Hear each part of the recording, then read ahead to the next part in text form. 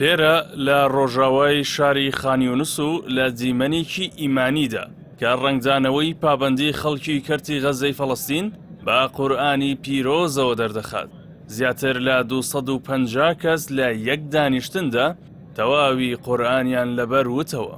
چالاکیەکە لە ژێرناوی ئاڵنگاری خێر و لەلایەن کۆمەڵەی خانەی قورئانی پیرۆز و سوننەتەوە لە دوای نوێژی بەیانی و لە مزگەوتی شافعی بەڕێوەچوو.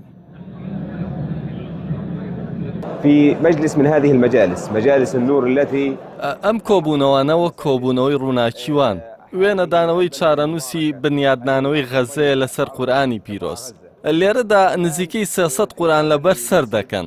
ئەمە سەرڕای ئاوارەبوون و ئەو ئاستەنگیانەی خەڵک بەهۆی جەنگەوە تێدا دەژین. ئەنجامدانی ئەم چالاکیانە لە مزگەوتەکاندا بە تایبەت لە مانگی ڕەمەزاندا هەڵگری پەیامێکی ڕوونە ئەوەی ژەوەیە کە غەزە هێشتا لانکەی کتێبی خوایە.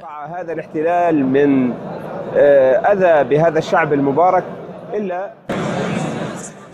دیمەنەکان گەنج و پیر و منداڵ لە خۆ دەگرێت. هەیانە نابینایە، هەیانە لە زیندانی قەوارەی زایۆنی قورئانی لەبەر کردووە. هەشیانە وەک ئەم کاکەیە کە بچووکترین قورئان لەبەری چالاکیەکەیە لە 6 ساڵی دەستی پێ کردووە و بە ساڵ و نیوێک تەواوی قورئانی لەبەر کردووە. بدأت الحفظ في 6 سنوات وبحمد تەمەنم 9 ساڵە لە 6 ساڵیوە دەستم بە لەبەرکردنی قورئان کردووە. سوپاس بۆخوا لە تەمەنی 7 ساڵ و نیویەوە قورئانم لەبەر کردووە. ئەمڕۆ من بچووکترینی ئەم چالاکیم پەیمان دووپات دەکەمەوە بۆ گیانی شەهیدەکان بەتایبەت گیانی باوکم شەهید عەبدولفەتاح ئەبوو نەعیمە. وبحمد الله أتممت حفظه في السنة 7 والنصف. أحفظ القرآن والحمد لله رب سپاس بۆ خوا قورئانم لەبەر کرد.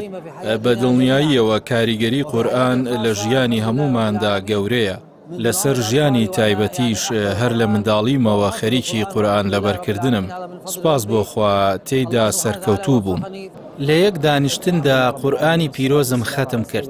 سەرەتا قورئانی پیرۆزم لە ساڵی 2016 لەبەر کرد کە ئەو کات تەمەنم 9 ساڵان بوو. دوای ئەوە چوومە قۆناغی جێگیرکردنی لەبەرکردنەکە. لما كان عمري 9 سنوات وبعد ذلك انتقلت إلى مرحلة التثبيت. ئەم دەنگە کە زیاتر بە دەنگی شانەی هەنگ دەچێت. قورئان خوێندنی نێو سنگی خەڵکانێکە کە 2 ساڵی تەواو لە ژێر بۆردومان و کۆمەڵکوژی قەوارەی زایۆنی و ئەمریکا و هاوپەیمانە ناوچەی و جیهانیەکانیاندا بوون.